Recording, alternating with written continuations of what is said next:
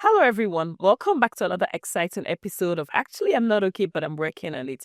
Today, I have with me in the studio Lucy. Lucy has worked for 23 years in the social service field, 10 years in a mental health facility, and 20. Just with everything. I've done social services completely for over 23 years, over 10 in the mental health capacity, dealing with families, children's, men, women, you name it. I also have Nicole with me in the studio. Nicole has also worked for 21 years in the social service field, including, mental health facilities. Today is kind of a crazy day for all of us. Just even getting this started, we have been it's been an ordeal. So pardon us if you see me, I'm with my legs. Oh, today we're actually not okay. Yeah, we're not okay today. We're really not okay today. We are really not okay today, guys. But, here we are.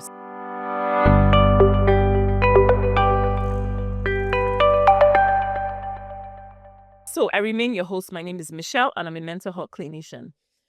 Today, something happened with our last video, ladies, and somebody watched one of the videos, and the person said to me, "Oh my God, look at her stomach. You need to go lose weight, and then you need to go to hit the gym." And even though I don't know if I should if I felt bad because words like that barely get to me, but however, it came from someone who was really close to me. So I'm like, you have access to me. Why didn't you just, say something to me? Why did you have to post it in comment section, right? So, ladies and gentlemen, today we're going to be talking about something really significant that um a lot of us have experienced it probably in social media or by friends, family members, our co-workers and stuff like that. I'm gonna have Nicole do the honors of introducing the topic for today to us. Today's topic is body dysmorphia. Yeah, I know that's a word maybe not everyone is used to hearing, but it's probably something that everyone has dealt with to some capacity. Yep. So body dysmorphia, let me just give you a little tidbit, and I have to read my little notes here, right? So body dysmorphic disorder is a mental health condition in which a person becomes intensely preoccupied or perceive flaws in their appearance that are either noticeable to others or maybe noticeable to them, or not noticeable to others, but it's noticeable to them, right? So Yeah, so let me what if I told you guys that two people could look in the same mirror and then see see two different things completely, like, right? One person sees a complete body, the next person sees one person sees the reality, the next person sees flaws, the next person sees imperfections, the next person sees a body that needs fixing. I think that's what happened to me because I had been very comfortable in my own skin prior to that negative comment. I don't know if I should say it was a negative comment or maybe somebody um perhaps encouraging me to do better on myself and stuff like that. I don't know how I felt, but if someone said that to you, how would you feel, Luz and Nicole? Hmm. Coming from a Hispanic household, that's something, right? That's like their love language, right? So what happens? I was talking to you earlier that anytime I would go to Puerto Rico when we were younger, and we would go to Puerto Rico, their greeting would be like, "Oh my God, look how big you've gotten! Well, you need to lose some weight." And I'm like, Jesus Christ, what is this? And I wasn't even big, right? But for them, it's that. So I don't know what that's about. Like I say it's their love language, right? Because is it, like you said, is it somebody trying to hurt your feelings, or is it someone just telling you kind of like, hey, you're tipping the scales, be careful, right? And where does that come from? Right. So I think, it's rooted in the fact that, people have a specific image of what beauty looks like.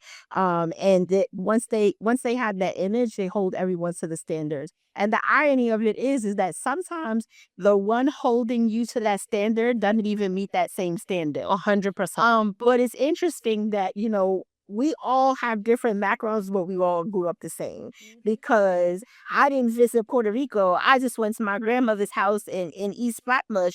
And the same thing that she said, like every time she saw me, like, you need to lose weight. And it was just like, and I even had, and I shared it, on other podcasts, that my mother would say the same thing, like, because of my weight, I wouldn't be liked, I wouldn't be loved, I wouldn't be taken serious in my profession.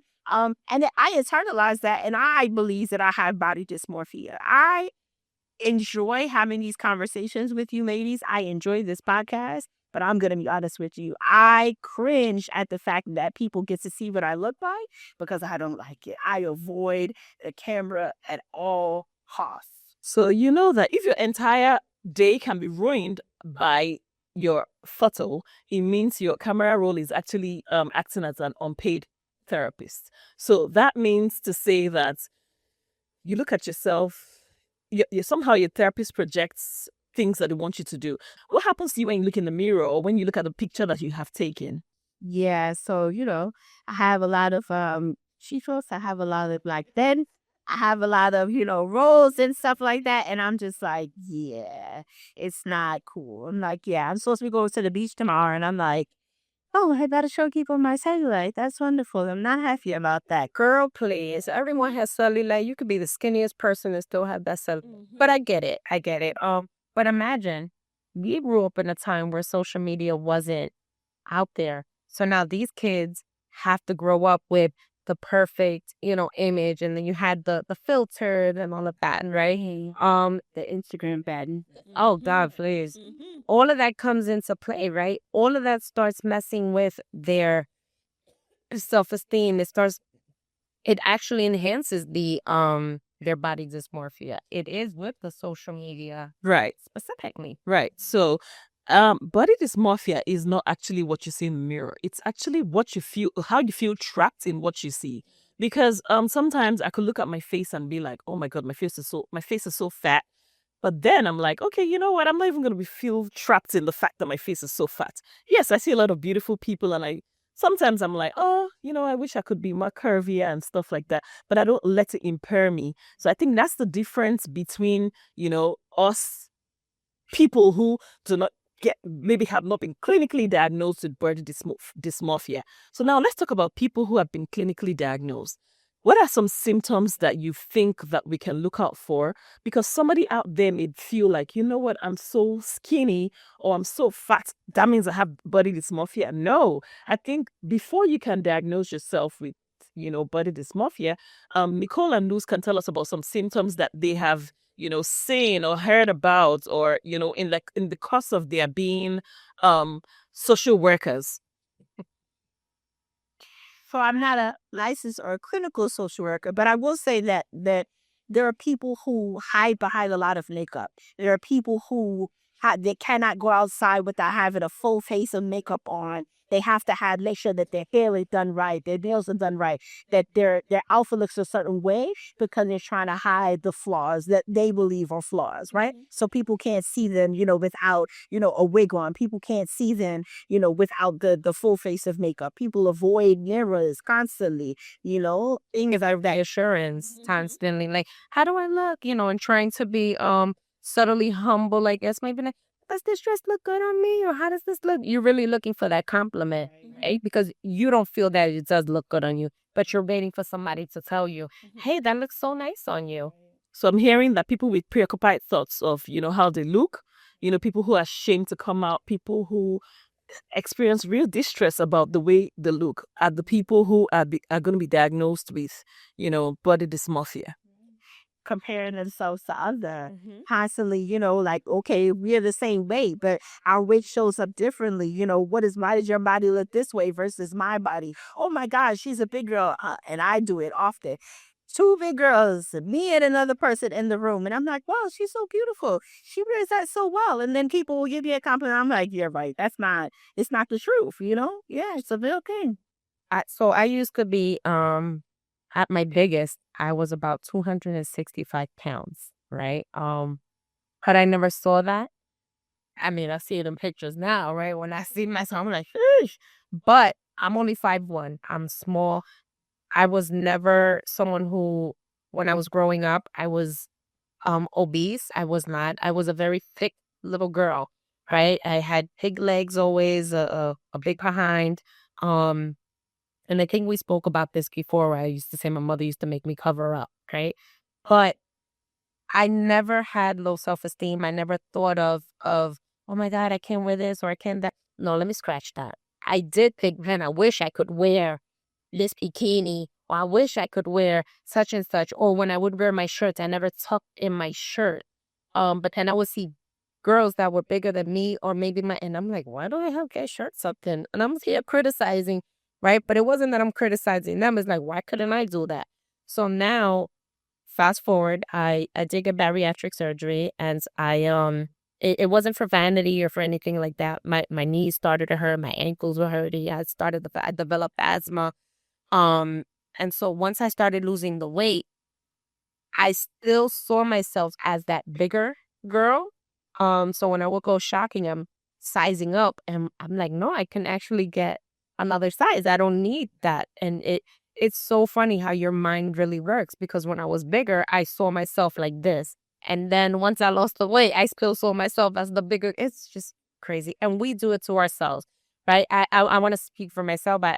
I think that not only about social media or anything like that, or the family and whoever else has comments, but I think that it really does have to do with you yourself and how you are seeing yourself. Like you said, I was called conceited growing up, but I was always a very, very confident person. Big or not, very confident, and that's how I've raised my kids to be. But yeah, I think I suffered from that. Undiagnosed, I diagnosed myself, but And but I will share that I've heard, because I do have some people that I know that have gotten weight loss surgery, and they experience the same thing. They can't. It's hard for them to switch to realize and recognize and embrace the smaller body, because they still see themselves as the larger person. It's difficult to purchase clothes. It's difficult to kind of like, even something down as, oh my God, I can cross my legs now. I can do different things like that. They really can't see themselves like that. And they struggle even in dating after whole surgery. People have expressed that it's hard for them to have that confidence, because they're like, oh, I'm a smaller person now. I'm showing up different in the world. And they see themselves as the big person. Yeah. Mhm. So, I think when you have those distorted thoughts, when you feel like you are, avoiding social situations, and then, because a lot of people are going to ask us, they've been talking about different symptoms, and I have been. Yes, I like to cover up, like Nicole said, she was thinking about how she was going to show up at the beach tomorrow, and all that. Lucy also touched on the fact that she would like to wear some bikini. She saw herself a different way.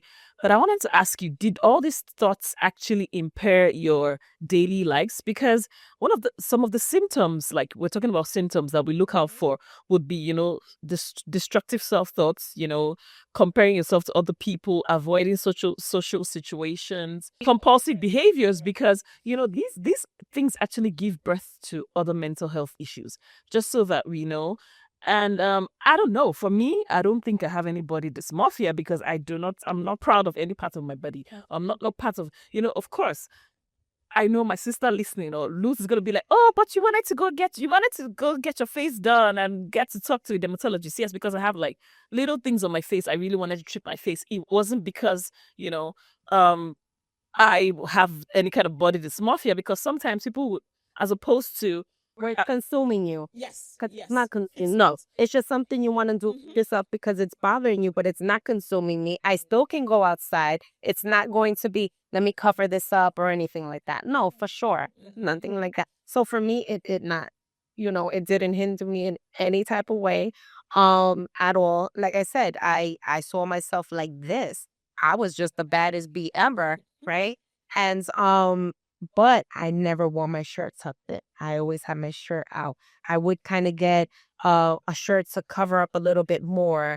I would, instead of the size large or an extra large, I would get a 2X because my chicho's in the back or something like that, right?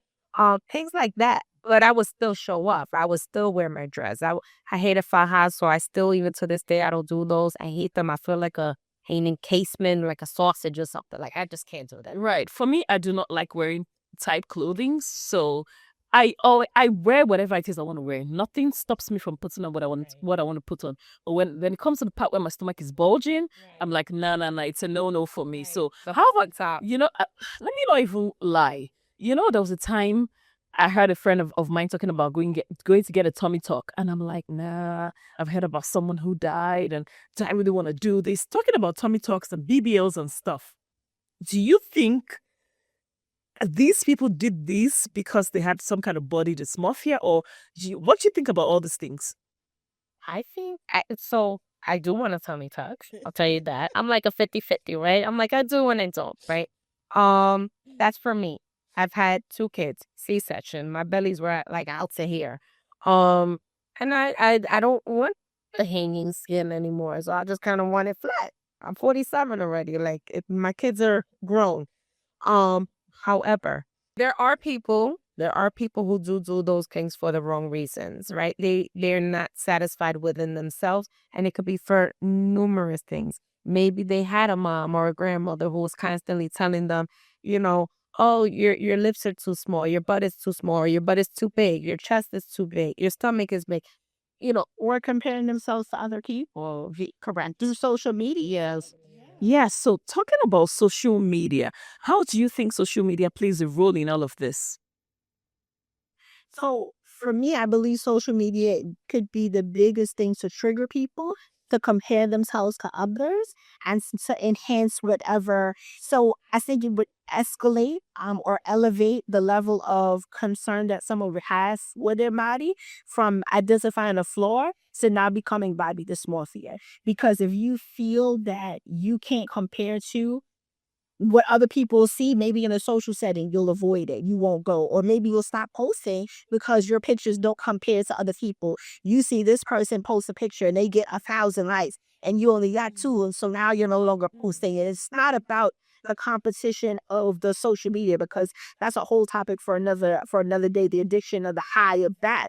But it's really about like, wow, well, maybe I'm not considered beautiful because my post didn't get the likes. So now I'm not gonna post it anymore. It's a real thing. So I also think that it's about, self-esteem. Like if you don't seek that social media validation, like somebody like me, I post a lot of things that I don't have a lot of likes, but I really don't see it as anything like that. But there's some people, I've had friends who say to me, oh my God, I only had 2 likes. It makes, so I'm like, how does it make you feel? It makes me feel like I'm not popular. What has that got to do with anything? There is no popularity contest in social media. Well, except you're trying to be like an influencer. Even influencers, like, I don't see the reason why you have to contest with the next person. It's because they make it a part of their identity, right? Right. So the social media becomes their identity. They cannot live without having those likes. They cannot live 5-10 minutes without posting something new. Oh, look, I'm drinking my wine. Oh, look, I have my nails done, or things like that, right? Having all of those things, like you said, seeing a bigger person maybe dressed the same exact way, it's 2 different people. You're not gonna have the same curves. You're not. I could have a slim person next to me. I could have somebody my same exact height and weight, and we're going to wear the outfit very differently because it may not fit on her. Maybe I have a bigger chest. Maybe she has a bigger chest. Maybe all of that. And speaking of chest, I'm so sorry. Speaking of bodies, I used to be a double B. I'm apparently B now. And that is one thing that bugged me. I could tell you that for sure. That really bugged me because I'm a barely B. And the skin that was there, I'm like, ugh, right? But I don't let it consume me. I'm like, oh well, it is what it is. It's part of what I had to deal with. If I want to get rid of it, I get rid of it. I don't. Whoever doesn't want to see it, don't see it. You like it, you like it, you don't, you don't. So it doesn't consume me, right? But that is a real thing for some people. Right? I know people who really, really dislike their body in that sense, especially that area of body because we're feminine. That makes us a woman, right? So listeners, is there any part of your body that you don't like? As for me, I think it's my big stomach. And yes, maybe I really need to really hit the gym. I think I'll try that too. Nicole, I would like to hear your thoughts. So I mean, I think we all have identified that there are things about our bodies that we don't like, but I realize, and I think I'm kind of sitting heavy and quiet because I'm realizing that it really is an actual, I really do have body dysmorphia because I really and truly avoid taking pictures. cringe. I don't like when people take pictures of me. I prefer not to be in front of the camera in any capacity. And there are times when if I feel like I haven't found a very flattering outfit, I will avoid going out. I won't. People invite me to parties all the time. If I don't have something where I feel like I could hide all of what have you, or it's not something that I think that will look nice, I won't go. And and it shows up even in the relationships that I have. Because, intimacy is different, because of, me and the way in which I feel that I show up. Although the people that I date never have a problem with it and it's all me, but it hinders, intimacy in some levels because, it's hard to be comfortable in a skin that you're not comfortable in, But I think that, I strongly believe that the difference between us three is that you guys are still able to be confident is because of the way in which we grew up. And I think that, however, the moment where you were giving the encouragement to be who you are and to have that self-esteem, you're able to deflect from all the other negative comments. Whereas me, I took it all in and internalized it. Oh, no, mind you, when I was growing up, I had my cousin tell me, because my grandma used to be very, slim, and she was this finicky person. She was this uppity woman. And then my cousin was also, very slim and slender and very tall, very nice, shapely.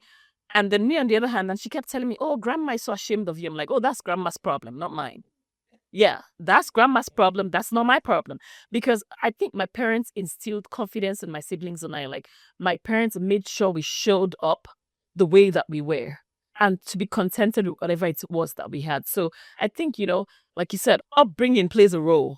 Yeah, because I definitely hear you. Because if I would have paid attention to all of those, like my cousins in the negative comments, no, I would have became a bulimic or had some sort of eating disorder, right? Because that kind of goes hand in hand with pack. And goodness, I never did, right? Because again, the confidence was there, the confidence is still there, and the confidence will always be there. Right. Talking about being bulimic, you know that sometimes people often think that people who have eating disorders are people who have body dysmorphia, but that's not the case, because some people may have body dysmorphia, but they are not they don't have any eating disorders. And then I don't know if we should talk about eating disorders today, or do you ladies think people should touch on some eating disorders today? I think that eating disorders should have its own episode because of the fact that, and I'm brother, you said the way you said, because the two do not always have to correlate. One doesn't have to equal the other. Just because I have body dysmorphia doesn't mean I have to have an eating disorder, and vice versa. And because of that, we need to dispel that in another episode. So we have to stay tuned, because I know you guys have questions and you may have made that assumption. So tune into the next episode where we can kind of delve into that deeper. Okay. Yeah, I think we should talk about eating disorders next. Right. So, ladies, how would you talk to, people like our listeners? What do you think you should say to our listeners when they're experiencing body dysmorphia? Because I'm sure a lot of people are experiencing body dysmorphia. I mean, it's difficult to tell someone, right? So I would say I'm always don't care about what anybody has to say about you. You're beautiful. Look yourself in the mirror, or not. Look in your phone and just be like, listen, that's their problem, right? If you don't want to look at it, don't look at me. I love me, and that's just what it is, right? But for others, it may be like you said, taking a picture. I have a cousin who's like that. She'll be like, don't post, kid. I look ugly. I'm like, you can't tell me what to post. She really does not like the way she looks in photos. She's like, I look so awkward. I'm like this. I'm like, you look good, right? But I'm kind of dismissing her feeling. And it's because I just want everybody to be so confident, right? We're all beautiful. We're all different. We're not going to be the same. Nobody's going to be a stick figure. And if you're a stick figure, you're going to be a big girl. You have those big girls. Who cares? Who cares? That's what I say to everybody. Who cares? It is their problem. It is not yours. You have to start gaining that confidence for yourself and forget about what everybody else says.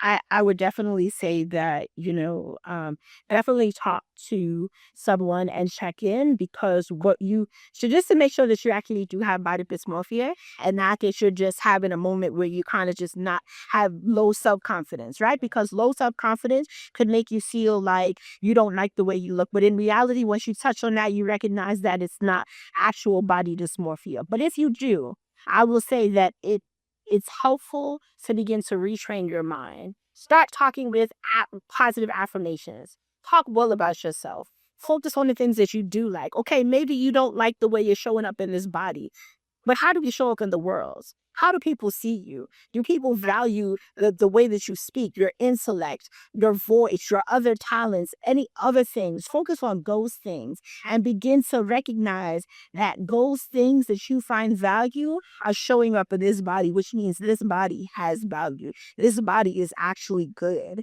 This body houses a voice that can sing. This body houses a brain that can solve mathematical equations. This body holds a heart that loves, that most people draw to because they're loved. Those are the ways that you can change those things. Yeah. Mhm.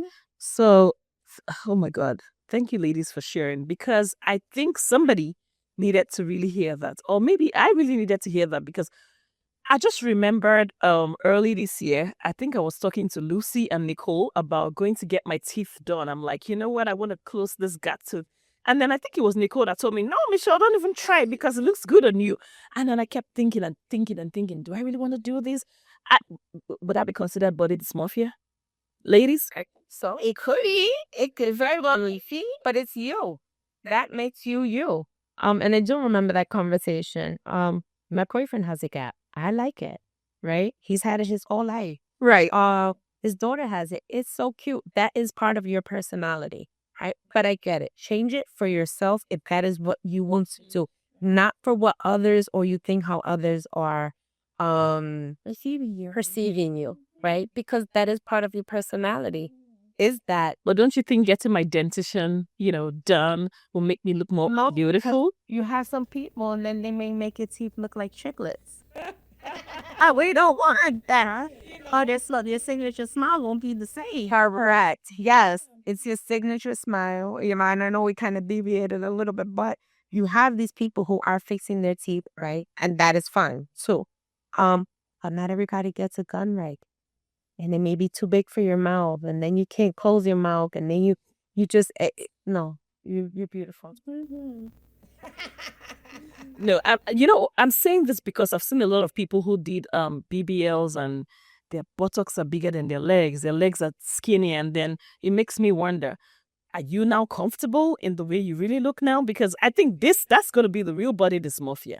No shades to people who got their bodies done, but you believe in what you believe in. That's for you. Get it, and I get it, right? Because listen, I'm all for the surgery, and it is for you to make yourself feel slightly better, right?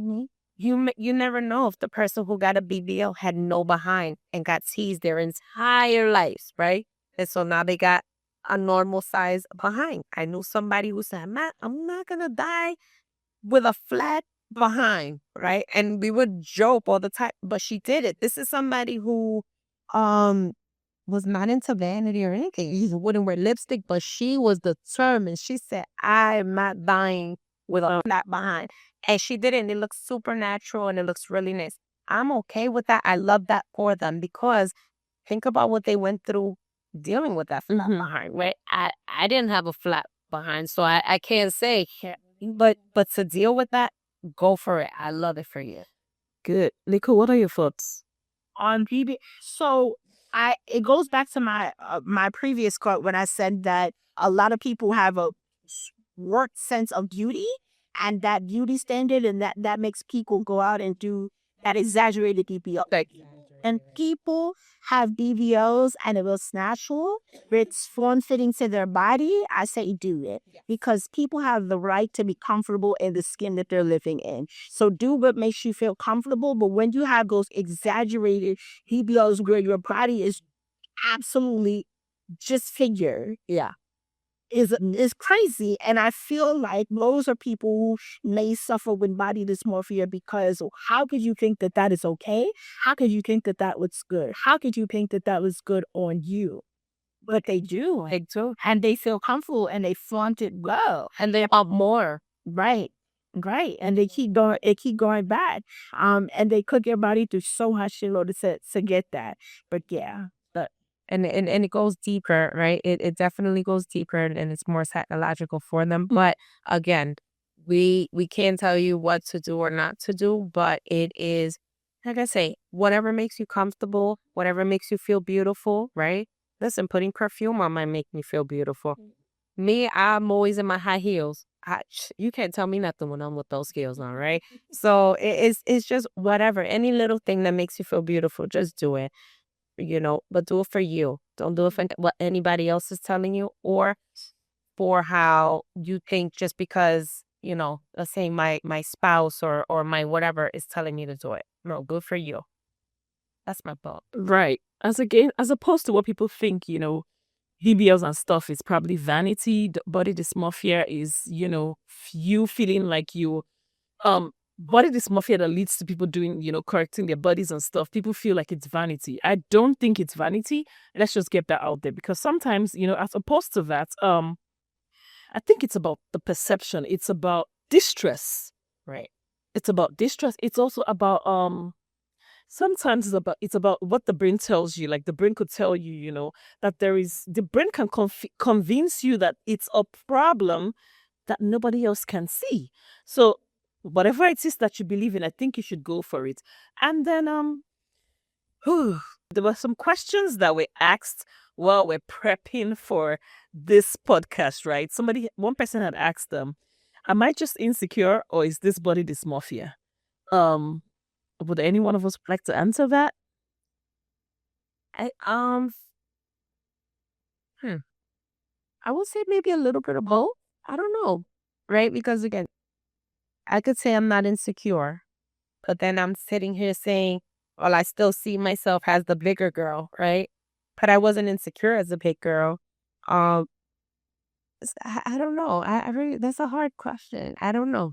so I think we kind of talking about, the difference between being insecure and body dysmorphia. I think everyone has a level of insecurity about some sort of flaw that they have, right? And on their body. But I think the body dysmorphia, because of the signs that we talked about constantly avoiding the mirrors, constantly, needing that reassurance, constantly, needing whatever it is in terms of like avoiding social settings and things of that nature. These are extreme measures that people do to avoid having to recognize, identify, or have other people see their flaws.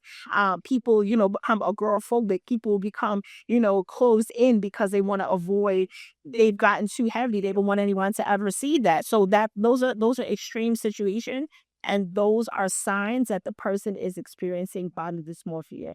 Regular insecurities. Child, I'm going to sit with my legs cocked up a certain way because I don't want you to see my fat right here. That's an insecurity. No. You don't want people to, you close your mouth because you don't like your dad. So when you smile, when you take pictures, you smile with a closed mouth. That's an insecurity. Body dysmorphia, where you will just avoid talking altogether. You will constantly wear masks because you don't want anyone to ever see. You don't want to slip up and let anyone see that, that gap that you had. That's the level, in my opinion. I think I like that. So listeners, I hope you heard the answer to the question, right? The next question would be, can someone who is healthy weight still have body dysmorphia? Absolutely. Yes, I think yes. The answer is yes, because, it depends. Like, again, we talked about it at the beginning. One person is seeing one thing in the mirror, you're seeing something, another person is seeing flaws. So yes, you could see yourself as whatever, and then in your brain you're like, no, I don't like what I see. So somebody who's a healthy eater, someone who's always at the gym is going to continue to go to the gym because it's still, yes, they want to live a healthy lifestyle, but then you have those people who are very extreme and they want to continue because it's just not good enough for them. Right. Another question was, do men actually experience body dysmorphia? Oh, absolutely. Yes. I think as of late, I've been seeing that more than I've seen in the past. And I believe It all has to do with, again, social media for me. I think it's just most undiagnosed. That's why, because a lot of men still shy away from going to therapy, still shy away from talking about their problems. So I'll say yes, maybe undiagnosed because, masculine toxicity. Yeah. So, the next question would be, can social media actually cause this disorder? Oh yeah, no, go back to what you just said about men and their body dysmorphia. Yeah, I for sure. Like you see, you'll have, and I'm just gonna say like a regular house husband. You know how they say housewife, house husband. Then you see, like I was talking about, I don't know if I can mention it. One of the goalies, from the World Cup, right? You see this man, he's woo, an Adonis, and then you look at the spouse or your husband, you're like, look at this goalie here, right? What? You may cause an insecurity. You may cause an insecurity, an argument. Make sure you don't sleep outside tonight. Oh my God, excuse me. No, but I'm for sure. Like I've seen even people watching shows getting six packs put in and things like that. Like doing their surgeries. I do think that it's just like we said, it's more common in women than the men. And when we see with the men, it's because they kind of shy away and they have to be masculine. Yeah, because I feel like social media plays a significant role in body dysmorphia. 100%. Yes, it sure does. Absolutely. Next question is, will therapy make me stop worrying about my appearance? I don't think therapy would make you stop worrying about your appearance. Because you. Yes, or it will help you to stop thinking about the appearance. It could help, That like the CBTs and the ACT. I know that Sienna is not here today, but she loves to talk about ACT a lot because she's always like, what do you value the most, right? So Nicole likes a lot of CBT, right? Nicole, can you tell us how CBT can help with people with, with people with body dysmorphia? Because although you touched on it earlier, you talked about, affirmative thoughts and stuff like that, right? How else do you think they can, CBT can help? So I think where your therapy is going to can help, right? A person stop stressing over their appearance because it will get to the root of the problem. So I believe that when in therapy, you will find the source of why the whole issue arose. Could it be because of the trauma that, how you were raised? Could it be, you had a traumatic incident that happened, things of that nature. And then once we get to the root of that, then you begin to retrain and reframe your mind into thinking differently. But it has to start with the root. So it's not a quick remedy. It will take some time and you have to give it time, but you also have to do the work because the therapist is only going to, like you said, Michelle, put the mirror in front of you and show you these things, but you have to take the steps and you have to do the homework. So to reframe your mind, you have to actively choose to change the way you think. In moments of distress, when you find yourself in the mirror and start stressing over how you look, you have to stop and you have to retrain your brain and you have to say no and you have to dispel those negative thoughts. And I think also with for someone who's thinking maybe, oh my God, I'm bigger than than Nicole, or I'm bigger than Michelle or Lucy or what have you, right? The therapy, it will help when you're doing the nutritional rehabilitation, right? They're going to kind of help your brain kind of get back to, maybe let's not eat this or we'll eat this or this is okay for those types of things. Because a lot of that has to do with it, right? And then you have some that are just like really excessive and they will, oh, I can't eat this. I'm measuring this and I have to weigh this and I have to weigh that. At first I used to do that and I'm like, man, listen, I'm just going to eat what I could eat. Whatever I could fit, I could fit. Right. I also think that it's a how do you say, a self composition? Self-compassion. Self-compassion. Correct. So, Nicole, how can we make you feel better tomorrow when we go to the beach with the bikini? It's funny.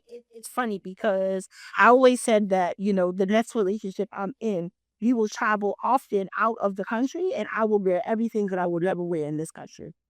Everything that I will never wear here because I will never see these people again. Is he does this, I will show it all off in another country where no one will ever see me. So what makes you think that if you're, let's just say we're in Jones Beach, right? What's the guarantee they're going to meet the next person in the next When are year? you gonna meet them again? When will you see these people in Jones Beach again? Oh, unfortunately, New York is way too close because I am constantly running into people that I've seen before. For me, I'm constantly running into people. So baby steps would be exactly that, right? I'm going out the country and I'm doing that. So that's baby So baby step, that's what we're talking about, exposure therapy, because you're exposing yourself Correct. to the fearful or dreadful situations. You know, I'm not going to wear the bikini because I'm big. Now you're exposing yourself to, okay, watching the person, a bigger girl wearing the bikini like you. And then next thing you're putting the bikini on. The next thing you're going out, like maybe leaving your bedroom to the living room with this, with your partner, you know, seeing you. And then next thing you're going, because I call it like the hierarchy of fear or something like that, you know, where you do the little things like, now you bought the bikini, you're watching a big girl with a bikini, you put it on, leaving the comfort of your bedroom to the, you know, you walk to your living room with your partner sees you. The next thing you're doing is to probably take a picture in it. And then the next thing is gonna, I think I like that because we talked about body dysmorphia. When I first bought my first bikini, I still had the pants or the bottom piece up, right? Because I still have more stretch marks. I still have all those beautiful things motherhood leaves you.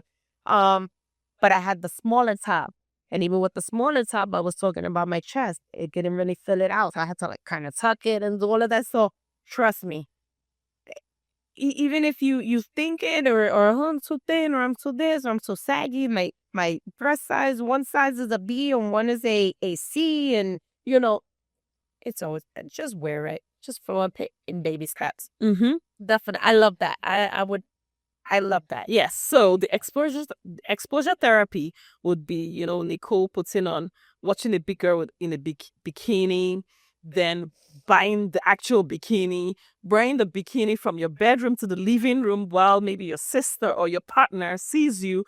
And the next step would be taking the bikini to the actual beach or the pool. Yeah. So I think listeners, yes, these are some of the oh man, they not doing it. He said out of the country of a baby steps for a baby steps. Okay, listeners, baby steps. Definitely baby steps. I'm definitely all for all of what you say. I just think that, you know, for me, and I'm recognizing the biggest thing for me to break down in therapy is just making sure that the people closest to me but are not close to me, if that makes sense, don't see me where I'm like exposed and vulnerable. So for me, it's like, you know, you guys may not see, you know, all of, you know, whatever what have you. But the intimate part that my kids in my house, I actually walk around naked. Okay? I walk around naked in my house because it's my kids stuff. Man, I came from you. Please. If you don't like it, that's your business. They told me put my clothes on. But outside is where the issue lies. And it's really about me just kind of getting over, you know, what people think. Yeah, that's the biggest cuts here in the tape. And as you go to Europe or wherever you go. Yes. All right. I love it. We're actually going somewhere. We're going to Miami, and it's going to be a beach setting. So, Nicole, I can't wait to see how you are going to use this coping skills that you're talking to. I'm telling our listeners that you're going to. If I can lose the amount of weight that I want to lose, which is not much, it's 40 pounds. If I can lose 40 pounds by the time we go away, child, you ain't got to worry. You know, we're at the shirt bikini. I love it. So, Lucy, what other skills would you, you know, talk to our listeners about utilizing? It could be a blessing and a curse, right? But when I want to see how something looks on me, I'll take a picture of it. And then I will look at the picture, because looking in the mirror is different than looking at a picture. So for me, I always take a picture and I will then say, okay, this looks good. Or, you know, ask somebody. My son is probably the most brutal. And he'll be like, yeah, no. Or, yeah, it looks good. Even when I think it doesn't look good, he tells me, no, it looks good. It looks really, really nice. And with him telling me that, I'm like, okay. So So we're good. It must really look good because he is brutally honest. You know what they say about men? When they tell you look good, I don't know. Could you tell me what's the difference between what you see in the mirror versus what you see in a photo? I don't know. I think that the photo captures think about it, like when you look past them, when you look in the mirror, it's just like, okay, whatever, this might look good. It may look good. And then when you look at the picture, you're like, wait a minute, what the heck? I don't know what the difference is. I have a very typical example. 3 days ago, I looked in the mirror before I left for work, and I looked, oh my God, I'm looking really sharp and nice. Next thing, Luz makes a video of me and sends it to me. All I could say was shaking my head like, what? We need to hit the gym, girl, please. She did. That was a typical example of what what I see in the mirror versus what I see in the video. Like the actual thing, yes. Yeah, so I don't know. It's something with the picture. Like you capture the picture. Like again, when I had gained all that weight in my head, I was, whoa. But then when I see pictures, I'm like, that's what I look like. Oh my goodness. And it's just something with the picture. So I would say that you really want to see what you look like, or look at yourself. Don't look in the mirror. Look, really, just snap a picture of yourself, and that's what you're going to get. And ask the people around you if you care. Right. Ooh, so listeners, how do you feel about today's topic? Because I know a lot of women, especially after childbirth, are going through this. A lot of people, a lot of men, women, children, boys, girls, teenagers are actually going through this body dysmorphia. And then I don't know, I hope we were able to touch on the things that you really needed to hear today, because that's why we're here, right? Even though we're actually not okay, we're working on it, and I guess you're working on it as well. So this brings us to the end of today's episode. I read something. It says, if you've spent years fighting your reflection, know that the goal is not living as though you are well with it in the first place. So do not think you're at war with yourself. Just know that the goal is accept who you are. Right. Know your values and work towards your value. Because for me, my value right now is to make sure I shed this whole belly fat. So I'm going to hit the gym because that's what's most valuable to me right now. So what do you think is most valuable to you? I think we should think about it and work on that as well. So it brings us to the end of today's episode. I hope you enjoyed yourself today. And see you next time.